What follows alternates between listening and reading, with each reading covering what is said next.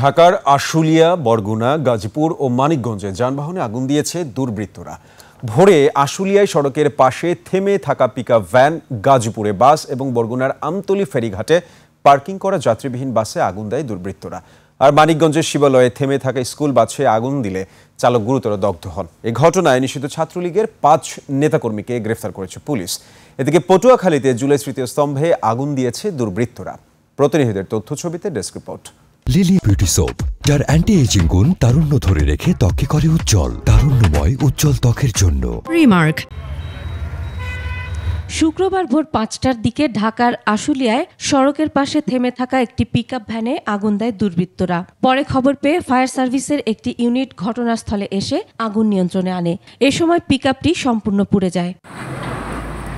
এদিকে গত রাত 1:30টার দিকে মানিকগঞ্জের শিবালয়ে থেমে থাকা স্কুল বাসে আগুন দেয় দুর্বৃত্তরা। স্থানীয়দের সহায়তায় ফায়ার সার্ভিস আগুন নিয়ন্ত্রণে আনে। এ সময় বাসের ভেতর ঘুমন্ত অবস্থায় গুরুতর দগ্ধ হন চালক। তাকে উন্নত চিকিৎসার জন্য জাতীয় বার্ন ইনস্টিটিউটে ভর্তি করা হয়। ফায়ার ব্রিগেড এসে আগুন নিয়ন্ত্রণে আগুন দিয়ে হয় এবং বাসে আপনারা ড্রাইভার উনি অগ্নিদগ্ধ হয়। এই ব্যাপারে আমরা তদন্ত করতেছি কিভাবে গাড়িতে আগুন লাগলো। আর এই ব্যাপারে অভিযোগপ্রাপ্ত সাপেক্ষে আইনগত ব্যবস্থা গ্রহণ করা হবে। গাজীপুরের কালিয়াকৈরে দাঁড়িয়ে থাকা একটি বাসে আগুন দেয় দুর্বৃত্তরা। পুলিশ জানায়, গেল রাতে কালিয়াকৈরের আঞ্চলিক সড়কের পাশে দাঁড়ানো বাসটিতে আগুন দিয়ে পালিয়ে যায় দুর্বৃত্তরা। আগুনে বাসটির সিট ও ইঞ্জিন পুড়ে যায়। অপরদিকে বরগুনার আমতলী ফেরিঘাটের পাশে পার্কিং করা যাত্রীবাহী স্বর্ণা পরিবহনের বাসে আগুন দেয় দুর্বৃত্তরা। পরে ফায়ার সার্ভিস এসে আগুন নিয়ন্ত্রণে আনে। এ ঘটনায় পুলিশ ছাত্রলীগ ও যুবলীগের 5 জনকে গ্রেফতার করেছে।